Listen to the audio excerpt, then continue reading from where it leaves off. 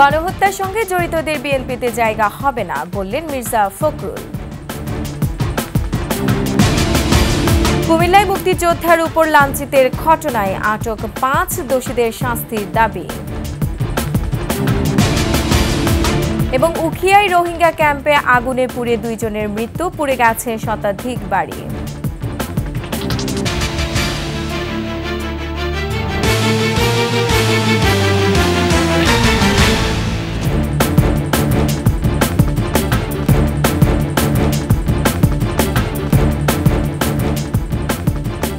শুনছিলেন সংবাদ শিরোনাম। আমন্ত্রণ ২১ দেশের সংবাদে, সাথে আছেন রোমান আমিন। দর্শক, ২১ টেলিভিশনের সংবাদ একই সাথে সরাসরি দেখতে পাবেন আমাদের ফেসবুক পেজ www.facebook.com/2124 অনলাইনে। এছাড়া সাবস্ক্রাইব করতে পারেন www.youtube.com/@21etv চ্যানেলে। এছাড়া সংবাদ আরও থাকছে, খুলনার ঢাকা রুটে নতুন ট্রেন চালু, সময় ও ভাড়া কম হয়, সন্তোষ প্রকাশ যাত্রীদের।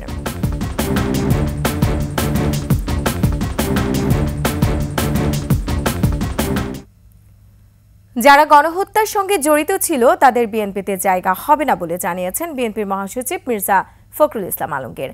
সকালে ঠাকুরগাঁও প্রেস ক্লাবে মহাসচিবের পক্ষ থেকে শীতার্তদের মাঝে শীত বস্ত্র বিতরণ শেষে কথা জানান তিনি। এ সময় তিনি আরও বলেন, তারেক রহমানের নির্দেশনা অনুযায়ী যারা সন্ত্রাসী ও গণহত্যার সঙ্গে জড়িত ছিল, যারা দুর্নীতি করেছে, তাদের কাউকে বিএনপিতে নেওয়া হবে না। সাংবাদিকরা দেশের দুর্নীতি ও ফ্যাসিবাদ থেকে উত্তরণের উপায় জানতে চাইলে বিএনপি মহাসচিব বলেন, এর জন্য গণতন্ত্রকে প্রতিষ্ঠা করতে হবে।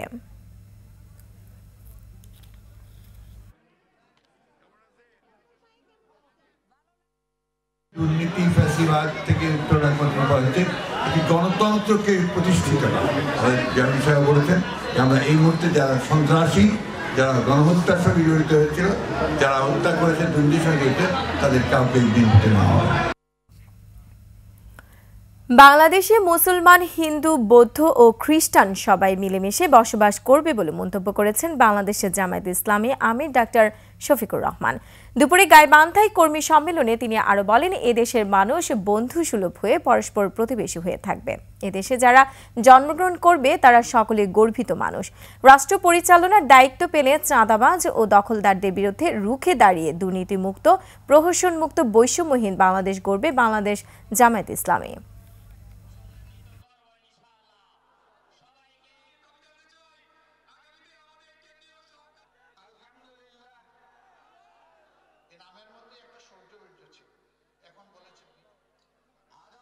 জামায়াতে ইসলামী বাংলাদেশের স্বাধীনতার পর থেকে এদেশের পরীক্ষিত একটা দেশপ্রেমিক শক্তি। দেশের স্বার্থ কারো কাছে বিকিয়ে দিতে কখনো মিনমিন করে নাই, নীরবতা পালন করে, বরঞ্চ সোচ্চার হয়ে বাঘের গর্জন করেছে যে আমার দেশের স্বাধীনতা, আমার দেশের স্বার্থ কারো কাছে বিক্রি করব না। চাঁদপুরে কার্গো জাহাজে ৭ শ্রমিক হত্যার ঘটনায় পরিবারগুলোতে চলছে শোকের মাতম। ময়নাতদন্ত শেষে নিহতের স্বজনদের কাছে মরদেহ হস্তান্তর করা হয়। এদিকে এ ঘটনায় কোনো মামলা না হলেও তদন্তে কাজ করছে আইনশৃঙ্খলা বাহিনী। প্রতিনিধিদের পাঠানো তথ্যচিত্রে ইউসুফ হাসান নাইমের ডেস্ক রিপোর্ট। প্রিয় স্বজনের মরদেহ নিতে সকালে চাঁদপুর সদর হাসপাতালে আসেন পরিবারের সদস্যরা। শোকাহত পরিবারগুলোর দাবি, ডাকাতি নয়, এটি পূর্ব পরিকল্পিত হত্যাকাণ্ড। জড়িতদের শাস্তির দাবি জানান তারা। ঘাড়ের এক সাইডে যেভাবে কোপানো হয়েছে ধারালো অস্ত্র দিয়ে, সেটা দেখে মনে হচ্ছে যে এটা কোনো মতে ডাকাতি না, এটা একটা পরিকল্পিত হত্যাকাণ্ড। উনি এই জাহাজের মাস্টার ছিলেন। ওনার মেয়ের 10 তারিখে বিয়ে, উনি 1 তারিখে উনি চলে যাবে। মালিকের কাছ থেকে ছুটিও নিয়ে নিয়েছে। এটা ডাকাতি কোনো সিম্পটম এর ভিতর নাই, এটা একটা পূর্ব পরিকল্পিত হত্যাকাণ্ড। হত্যাকাণ্ডে নিহতদের পরিচয় শনাক্ত করা হয়। তারা হলেন ফরিদপুর জেলার মোহাম্মদ গোলাম কিবরিয়া, শেখ সবুজ, নড়াইলের মোহাম্মদ সালাউদ্দিন ইঞ্জিন চালক ও আমিরুল মুন্সি, মাগুরার মোহাম্মদ মাজেদুল, সজিবুল ইসলাম ও মুন্সিগঞ্জের রানা। মরদেহ স্বজনদের কাছে হস্তান্তর করা হয়। ফরিদপুর জেলার মাস্টার গোলাম কিবরিয়া ও তার ভাগ্নে সবুজ শেখের বাড়িতে চলছে শোকের মাতম। জাহাজের শুকানি আমিনুর রহমান মুন্সির বাড়ি নড়াইলেও একই দৃশ্য। সংসারের একমাত্র উপার্জনক্ষম ব্যক্তিকে হারিয়ে দিশেহারা পরিবার।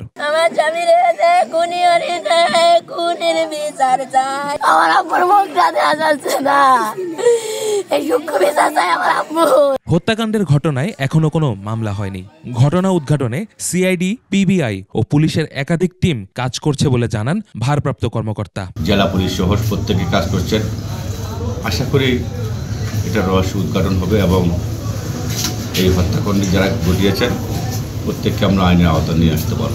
সোমবার মেঘনা নদীর মাঝিরঘাট এলাকায় সারবাহী কার্গো জাহাজ এমভি আল বাখেরা থেকে 7 জনের গলাকাটা মরদেহ উদ্ধার করে কোস্টগার্ড। প্রাথমিকভাবে পুলিশের ধারণা ডাকাতির সময় হত্যা করা হয় নৌযানটির চালক, সারেং ও কর্মীদের। এই ঘটনায় এখনো কাউকে গ্রেপ্তার করা হয়নি।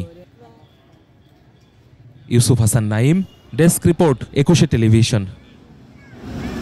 কুমিল্লা 14 গ্রামে বীর মুক্তিযোদ্ধা আব্দুল হাই কানুর উপর সন্ত্রাসী হামলার ঘটনায় 5 জনকে আটক করেছে পুলিশ। এদিকে এই ঘটনার প্রতিবাদ ও তদন্তের মাধ্যমে দোষীদের শাস্তির দাবিতে মানববন্ধন হয়েছে। সকালে ঢাকা-চট্টগ্রাম মহাসড়কের উপজেলা দোয়েল চত্বরের সামনে মানববন্ধন করে স্থানীয় মুক্তিযোদ্ধা ও সাধারণ মানুষ। এ সময় মুক্তিযোদ্ধা কমান্ড কাউন্সিলের জেলা ডেপুটি কমান্ডার বাবু শৈলবতী নন্দন চৌধুরী, মুক্তিযোদ্ধা কমান্ড কাউন্সিল 14 গ্রাম উপজেলার সাবেক কমান্ডার বাবু প্রমোদ রঞ্জন চক্রবর্তী, সাবেক কমান্ডার আবুল হাশেম মুক্তিযোদ্ধারা বক্তব্য রাখেন। মানববন্ধন থেকে বক্তারা অপরাধীদের দৃষ্টান্তমূলক শাস্তির দাবি করেন।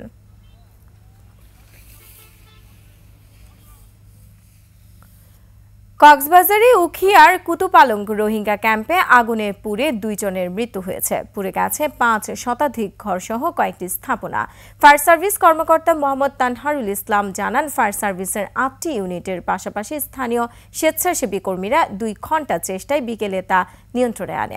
এ সময় 2 জনের মৃতদেহ উদ্ধার করা হয়। আগুনের সূত্রপাত সম্পর্কে নিশ্চিত হওয়া যায়নি, তবে তদন্ত চলছে। তিনি আরও জানান, দুপুর 1:45টার দিকে উখিয়া উপজেলার কুতুপালং এলাকাস্থ লম্বাশিয়া এক ওয়েস্ট রোহিঙ্গা ক্যাম্পের ডি ব্লকে একটি ঘরে হঠাৎ আগুন লাগে। এতে ক্যাম্পটির আশপাশের ঘরসহ অন্যান্য স্থাপনায় মুহূর্তেই আগুন ছড়িয়ে পড়ে।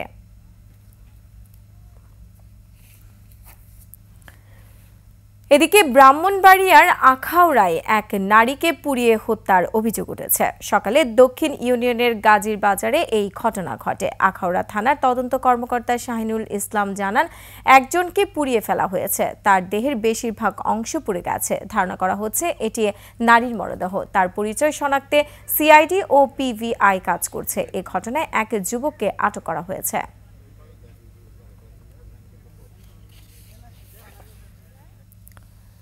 গাজীপুরের কাশিমপুর কারাগার থেকে মুক্তি পেয়েছেন বিএনপির ভাইস চেয়ারম্যান ও সাবেক উপমন্ত্রী আব্দুস সালাম পিন্টু।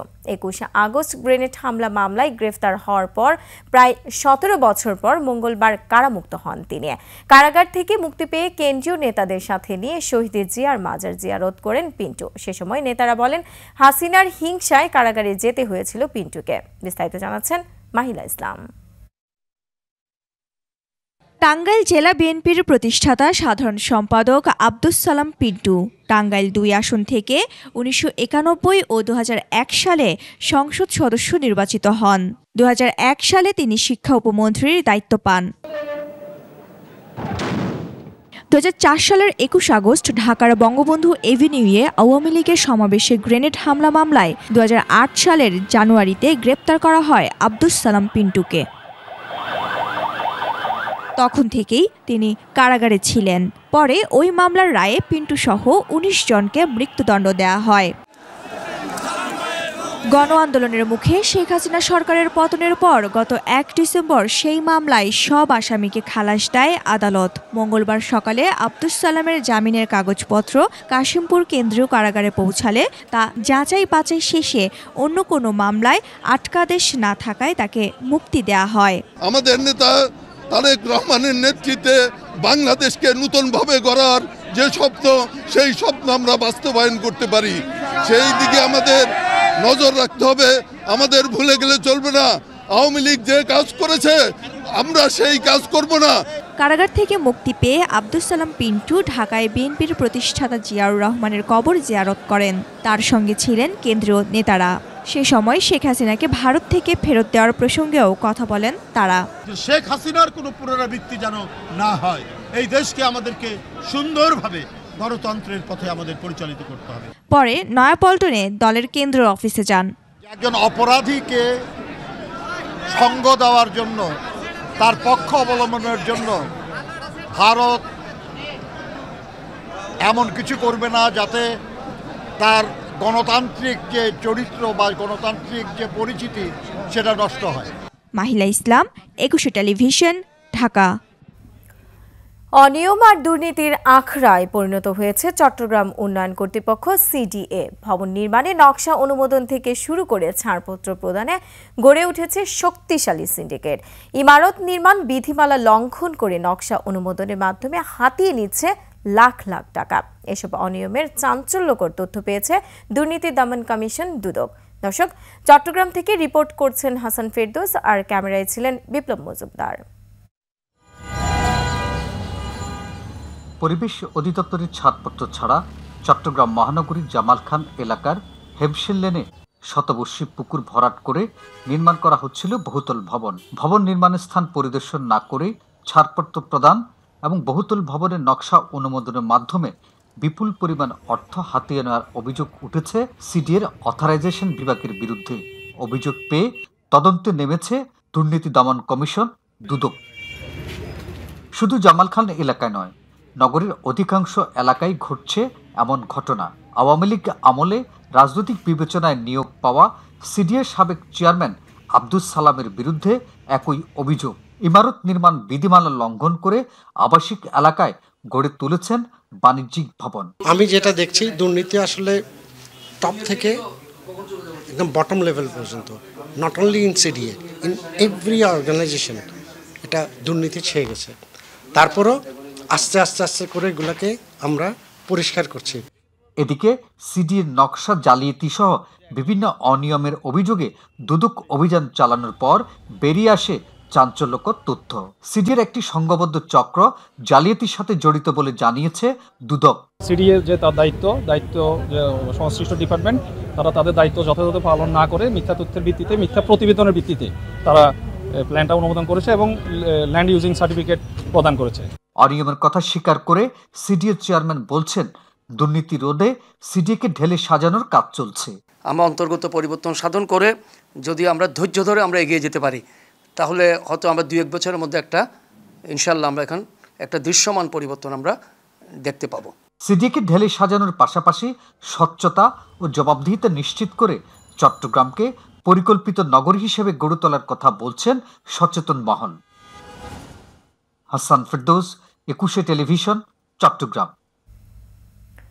খুলনা ঢাকা রুটে প্রথমবারের মতো চালু হলো নতুন ট্রেন জাহানাবাদ এক্সপ্রেস। পদ্মা সেতু হয়ে এই রুটে সময় লাগবে মাত্র 4 ঘন্টা। দূরত্ব, যাতায়াতের সময় ও ভাড়া কম হয় খুশি যাত্রীরা। খুলনা থেকে মহেন্দ্রনাথ সেনের তথ্যচিত্রের ডেস্ক রিপোর্ট, আর ক্যামেরায় ছিলেন শেখ জুয়েল। খুলনা রেলওয়ে স্টেশনে রঙিন কাপড়ে সাজানো জাহানাবাদ এক্সপ্রেস। ভোর 6টায় হুইসেল বাজার সাথে সাথে খুলনা থেকে ঢাকার উদ্দেশ্যে রওনা হয় জাহানাবাদ এক্সপ্রেস। প্রথম যাত্রায় 12টি বগিতে যাত্রী 728 জন। Dhaka to Khulna seat capacity ছিল টোটাল ট্রেনের 768টা। তো এখানে আমাদের ঢাকা টু খুলনার 40টা অবিকৃত ছিল, আর বাকি সম্পূর্ণ সেল। খুলনা থেকে রেলপথে যমুনা সেতু হয়ে ঢাকার দূরত্ব 376 কিলোমিটার। নতুন এই রেলপথে দূরত্ব কমেছে 177 কিলোমিটার। মাত্র 4 ঘন্টার ব্যবধানে যাত্রীরা পৌঁছাতে পারবেন গন্তব্যে। এমন সেবায় রেলওয়ে কর্তৃপক্ষের প্রশংসা যাত্রীদের মুখে। তবে শীতের দিনে সকাল 6টার যাত্রা 7টায় চান তারা। বাসে গেলে লং টাইমে যাওয়া লাগে, আর এত শর্ট টাইমে যাওয়া যাবে ট্রেনে, এই জন্য সব থেকে বেশি ভালো লাগছে। আসলে অনুভূতিটা বলে প্রকাশ করা যাবে না, তো অনেক বেশি ভালো লাগছে আর কি। বাসের যে এতদিনের একটা সিন্ডিকেট ছিল, ভাড়া বেশি, সেই ভাড়াটাও এখানে কম হচ্ছে। এ ট্রেনে ছিলেন রেলওয়ে মহাপরিচালক সহ ঊর্ধ্বতন কর্মকর্তারাও। যাত্রী সেবায় রেলওয়ের সবটুকু দেওয়ার কথা জানায় রেল কর্তৃপক্ষ। সাশ্রয়ী এবং একটা আরামদায়ক একটা ট্রেন ব্যবস্থা আমাদের, এটা রাষ্ট্রের একটা অব্লিগেশন, রাষ্ট্রের একটা দায়িত্ব। এর থেকে যে রাষ্ট্র যে লাভ করবে এটা আশা করে না, জনগণের কল্যাণের জন্য এটা এই রেল ব্যবস্থা।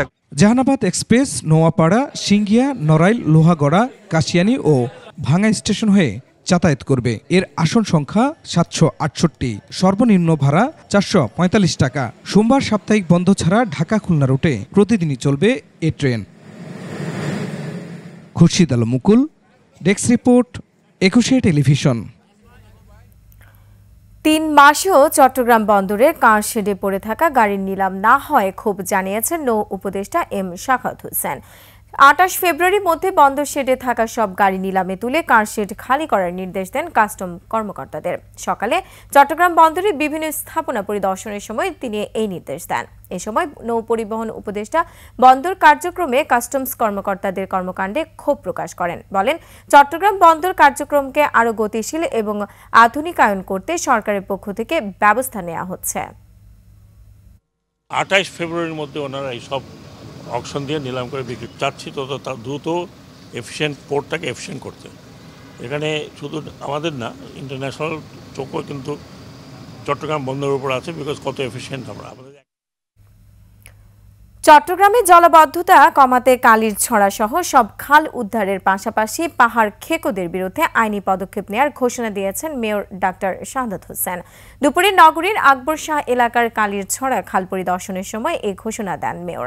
এ সময় তিনি বলেন, একসময় চট্টগ্রামে প্রায় 57টি খাল ছিল, এখন এই সংখ্যা নেমে এসেছে মাত্র 36টিতে। জলাবদ্ধতা নিরসনের জন্য সিডি এর উদ্যোগে যে প্রকল্প গ্রহণ করা হয়েছে সেখানে 36টি খাল সংস্কারের কাজ করছে, তবে এখনো 21টি খাল অবহেলিত রয়ে গেছে। এসব খাল উদ্ধার করে নগরীর পানি প্রবাহ ঠিক রাখতে প্রয়োজনীয় উদ্যোগ নেওয়া হবে বলেও জানান তিনি।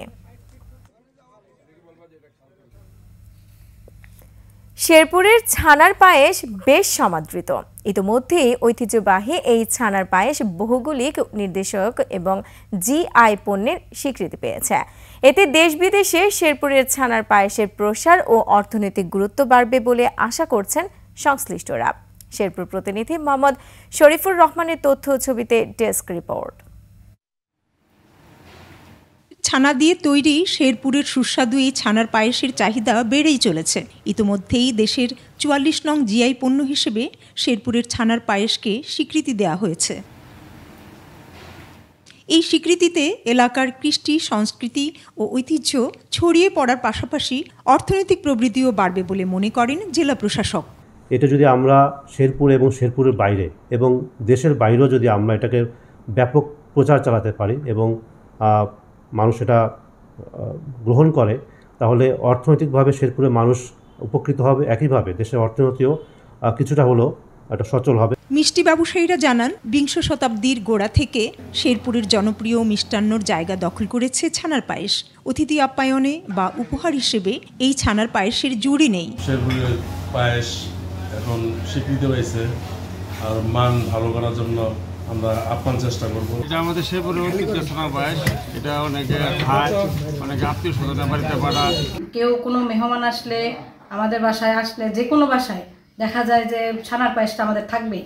কারিগররা জানালেন, ছানার পায়েস তৈরির কারসাজি ও স্বাদের আসল রহস্যের কথা। 20 কেজি দুধের দেওয়া হইতাছে 3 কেজি পরিমাণ ছানা হয়, আর 20 কেজি দুধের জাল কইরা ক্ষীর করতে হয়, যেটা হলো 7 কেজি পরিমাণ ক্ষীর হয়। ছানার পায়েসটা শেরপুরে সব জায়গাতেই তৈরি করতে পারে না। বিশেষ করে আমরা যে ছানার পায়েসটা তৈরি করি, আমরা এই ছানার পায়েসটাই তৈরি করি, আমাদের কাজটা হলো ছানার পায়েসটা। শেরপুরে রঘুনাথ বাজার, নিউ মার্কেট মোড় সহ অন্তত 20টি মিষ্টির দোকান ছাড়াও উপজেলার বাজারগুলোতে ছানার পায়েস তৈরি ও বিক্রি হয়। 350 থেকে 400 টাকা কেজিতে প্রতিদিন গড়ে বিক্রি হয় প্রায় 10 মণ ছানার পায়েস। Banushri Dolly, desk report, 21 television. আর এরই সাথে শেষ করছি 21 দেশের সংবাদ। যাবার আগে সংবাদ শিরোনামগুলো আরও একবার। গণহত্যার সঙ্গে জড়িতদের বিএনপিতে জায়গা হবে না বললেন মির্জা ফখরুল। কুমিল্লায় মুক্তিযোদ্ধার উপর হামলার ঘটনায় আটক 5 দোষীদের শাস্তির দাবি। এবং উখিয়ায় রোহিঙ্গা ক্যাম্পে আগুনে পুড়ে 2 জনের মৃত্যু, পুড়ে গেছে শতাধিক বাড়ি।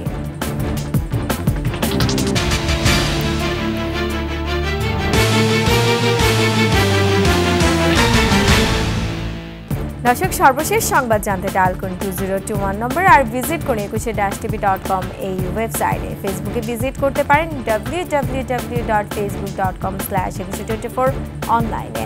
এছাড়া সাবস্ক্রাইব করতে পারেন www.youtube.com/@21ETV চ্যানেলে।